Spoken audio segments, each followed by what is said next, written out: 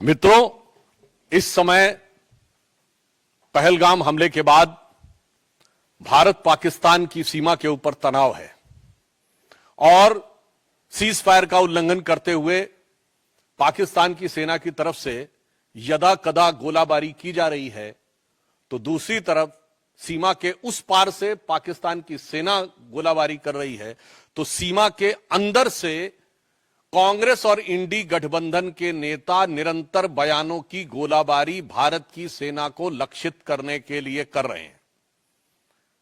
अगर पाकिस्तान की सेना को लगता है कि उनके इन प्रयासों से भारत की सेना डिमोरलाइज हो सकती है, तो मुझे लगता है ठीक उसी भाव से इंडी गठबंधन और कांग्रेस के तमाम नेता अपने बयानों के गोले बरसाते हैं, जो भारत की सेना के मनोबल को कम करने के लिए लक्षित होते हैं।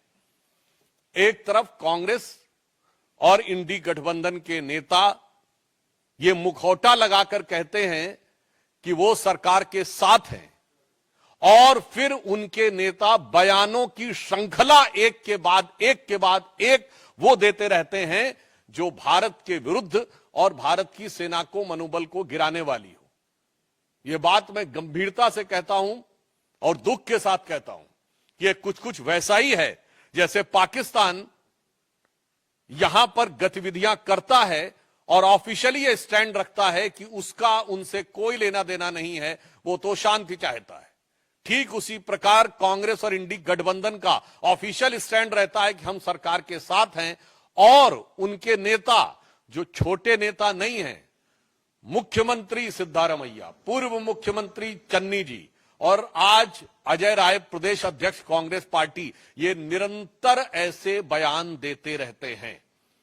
और ये वो पार्टी है, जब खुद सत्ता में थी तो आतंकवादी घटनाओं के बाद भी एक भी वर्ष ऐसा नहीं था जब मनमोहन सिंह सरकार ने पाकिस्तान से द्विपक्षीय शांति वार्ता स्थगित की हो, और 11 वर्षों में मोदी जी की सरकार में एक भी वर्ष ऐसा नहीं है जब पाकिस्तान से औपचारिक द्विपक्षीय वार्ता की हो।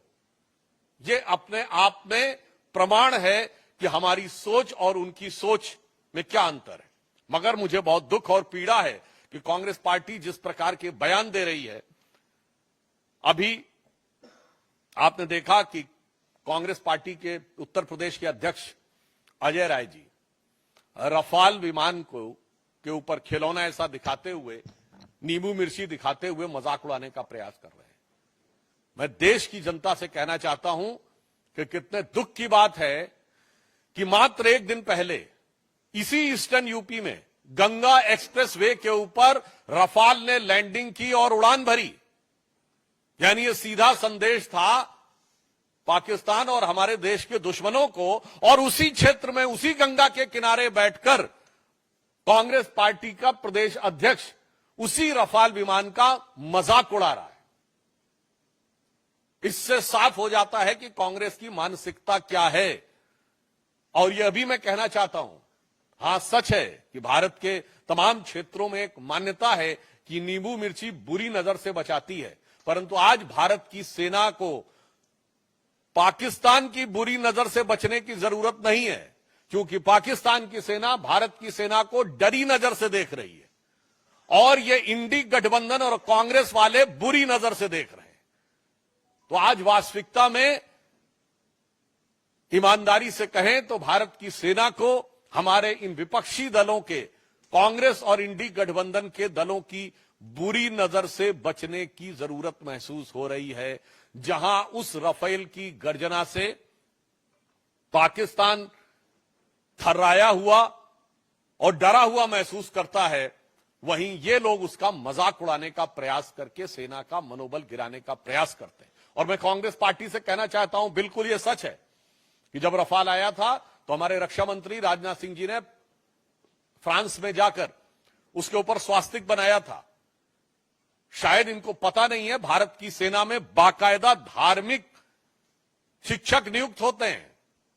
जब सैनिक युद्ध करने के लिए जाते हैं तो उनकी धार्मिक भावनाओं के अनुरूप जो वह परंपरा चाहे, जो वो रिचुअल चाहे, और उन धार्मिक भावनाओं के अनुरूप उनकी पूरी व्यवस्था की जाती है। मैं कांग्रेस पार्टी से पूछना चाहता हूं, इसमें किस बात का मजाक उड़ा रहे हैं?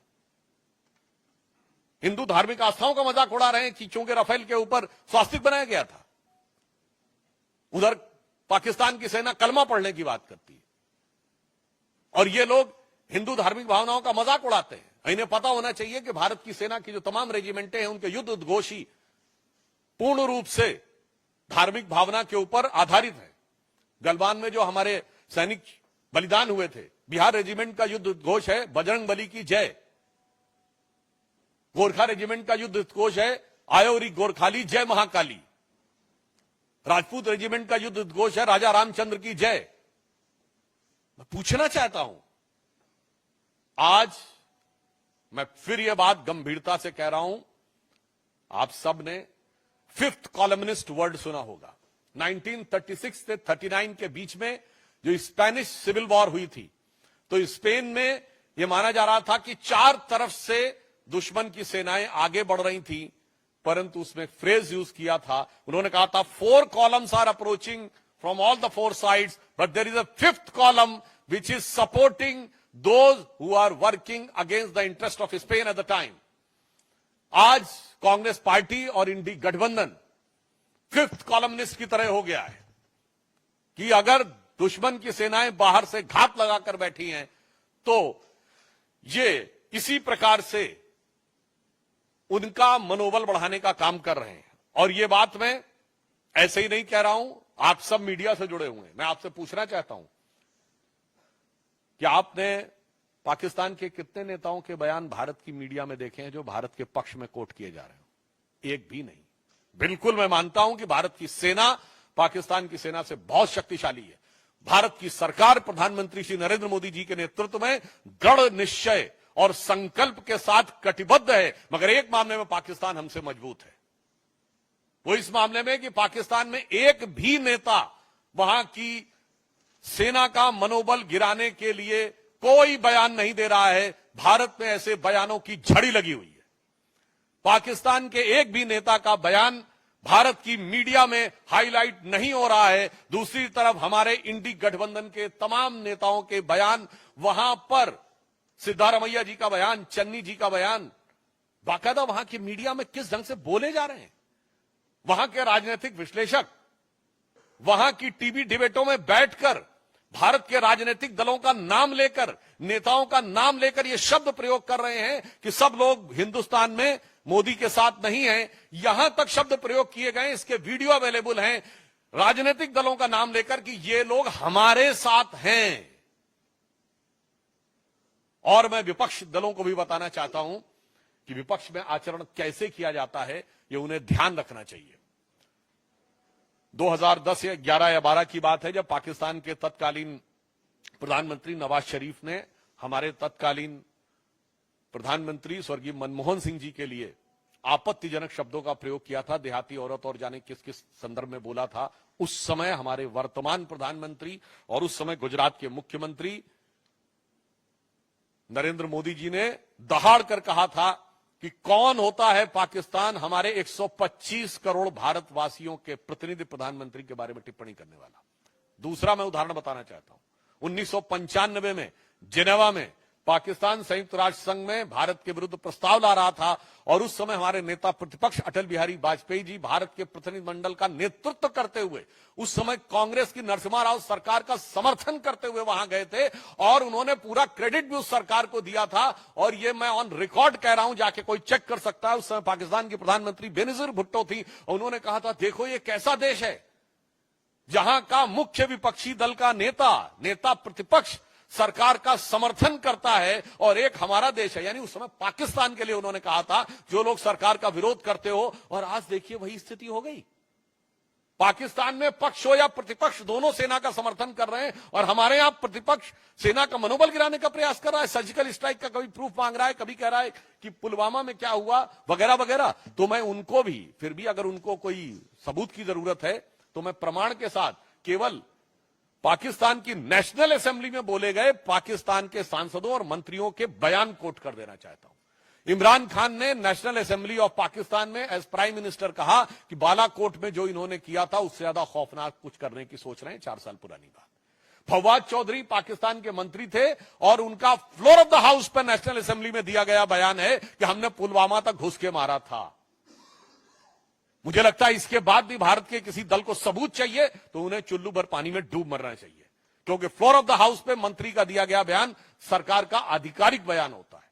और इसके बाद पाकिस्तान के एमपी ने उस समय के फॉरेन मिनिस्टर शाह महमूद कुरैशी साहब को कोट करते हुए कहा कि मैं बैठा हुआ था, शाह महमूद कुरैशी साहब यानी उस समय के फॉरेन मिनिस्टर बैठे थे, आर्मी चीफ आए और आर्मी चीफ के पांव कांप रहे थे। यह फ्लोर ऑफ द हाउस पे दिया गया बयान है। आर्मी चीफ के पांव कांप रहे थे, उन्होंने कहा खुदा का वास्ता है अभिनंदन को वापस कर दो वरना शाम तक इंडिया अटैक कर देगा। यह सदन के पटल पर इमरान खान का एज प्राइम मिनिस्टर दिया गया स्टेटमेंट है कि पिछले 73 सालों में, उस समय 73 साल हुए थे, ऐसी गवर्नमेंट नहीं आई जिसने पाकिस्तान के लिए इतनी मुसीबत क्रिएट की हो जितनी ये मोदी की सरकार आई है।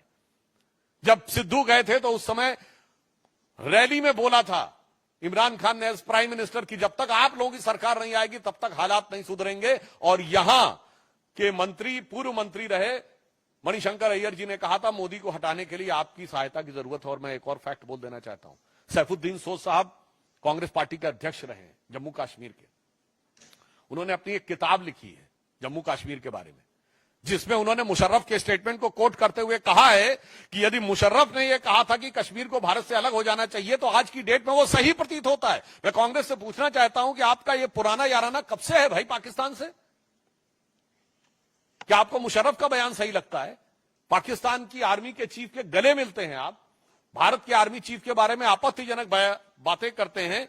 इसलिए मैं स्पष्ट रूप से देश की जनता को संबोधित करते हुए कहना चाहूंगा कि देश के अंदर और बाहर सरकार और सेना पूरी दृढ़ता के साथ, कूटनीतिक दक्षता के साथ जहां संकल्पित होकर खड़ी है। इस समय भी रक्षा मंत्री जी की जापान के रक्षा मंत्री से वार्ता चल रही है, तो दूसरी तरफ विपक्ष के द्वारा जिस प्रकार का घटनाक्रम किया जा रहा है यह अपने आप में बहुत दुखद है, निंदनीय है, भर्त्सना योग्य है। परंतु हम देश को आश्वस्त करना चाहते हैं कि प्रधानमंत्री श्री नरेंद्र मोदी जी के नेतृत्व में जो प्रधानमंत्री जी ने कहा है कि इस घटना के अपराधियों को धरती के अंतिम छोर तक ढूंढकर दंडित किया जाएगा और दंड ऐसा होगा जिसका कोई पूर्व का उदाहरण नहीं होगा, यानी अभूतपूर्व दंड दिया जाएगा। और ये वो लोग हैं जिन्होंने जीती हुई बाजी, जंग के मैदान पे जीती हुई सेना को कूटनीति के टेबल पर हारने पे मजबूर किया है। मैं कांग्रेस को याद दिलाना चाहता हूं, आप कहते हो कि हमारा वायुसेना का जो जहाज है वो खिलौने की तरह है।